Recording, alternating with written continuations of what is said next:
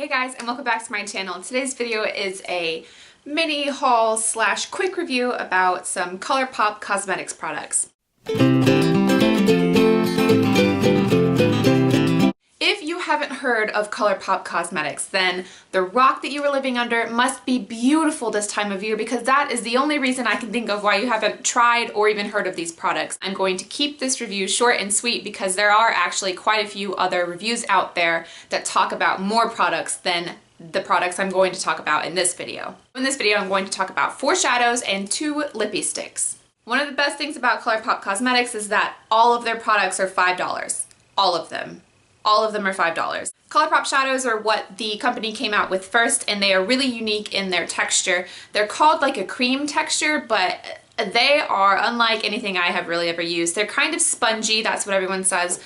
They kind of bounce back a little bit when you touch them, and they really do. They're kind of like a cream mixed with a mousse in the best possible way. They come in a ton of colors. I mean, a ton of colors, and I chose some colors that might be considered a little bit boring because they're very neutral. That's just because of my personal preferences. I tend towards the more neutral kind of earthy colors versus the, you know, Glitter Bomb Peacock. The first shadow I'm going to talk about is Hanky Panky. It is one of their mattes, and it is described as a cool toned taupe. This one was actually my least favorite out of the ones that I tried, not due to the quality at all. I'm just going to go ahead and get this out of the way because it's true for all 4. All 4 shadows that I tried have amazing pigmentation, amazing blendability, smooth application. Just all 4 of them have that, so I don't have to repeat myself saying that. The only problem I had with Hanky Panky was just a personal preference because it was literally just my skin tone. So when I put it on, it was like I hardly even noticed that it was there.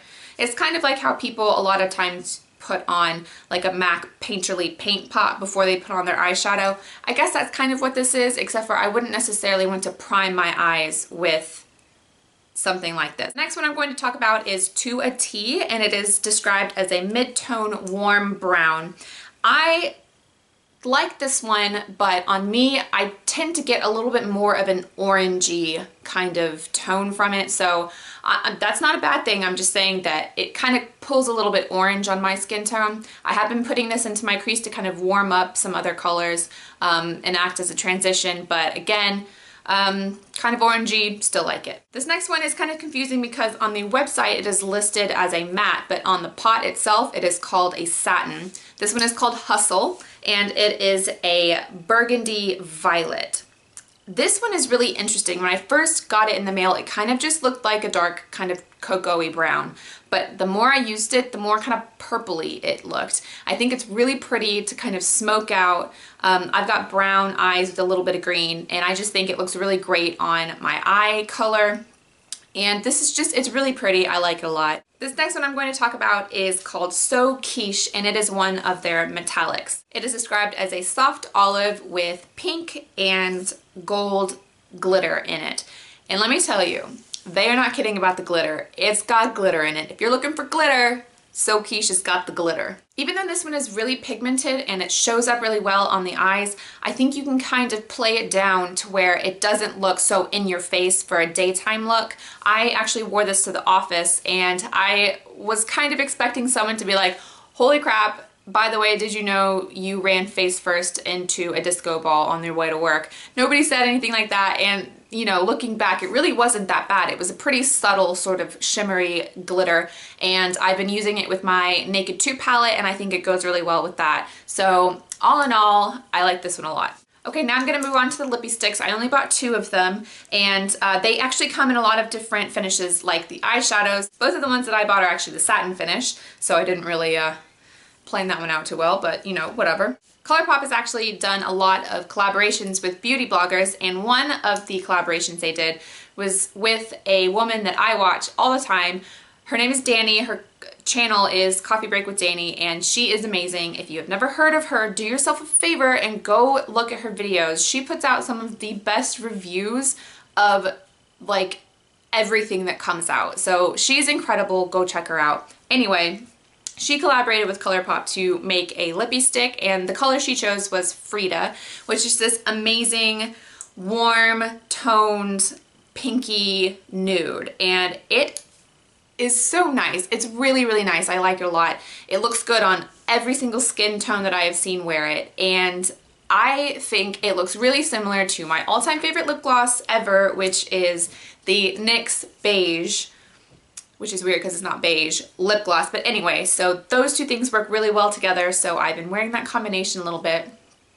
I have to say I like it, so good job, Danny, if you ever end up watching this. So the final thing that I bought from Colourpop Cosmetics is this lippy stick. It is Brunch, and it is described as a bright mid-tone coral.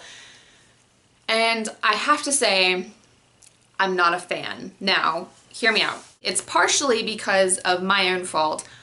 I bought a coral. Why? Why? I don't think I would look good in it. I don't think I will ever wear it.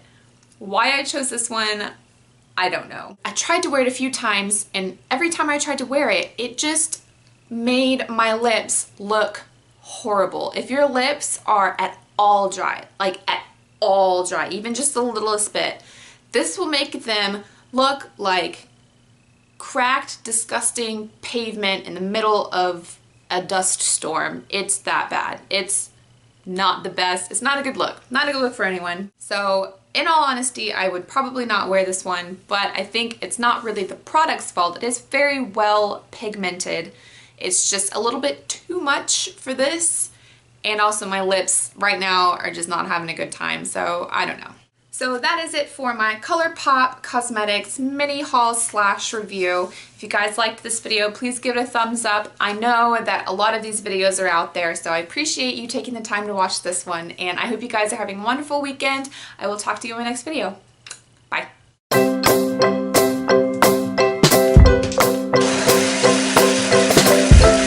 And what you can't see off camera is that I just ripped my pants, so.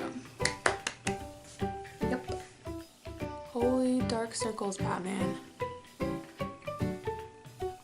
Little nib. Can I say nib? Are you laughing at me? Why? I know, I can't say nib and not giggle. I've tried already.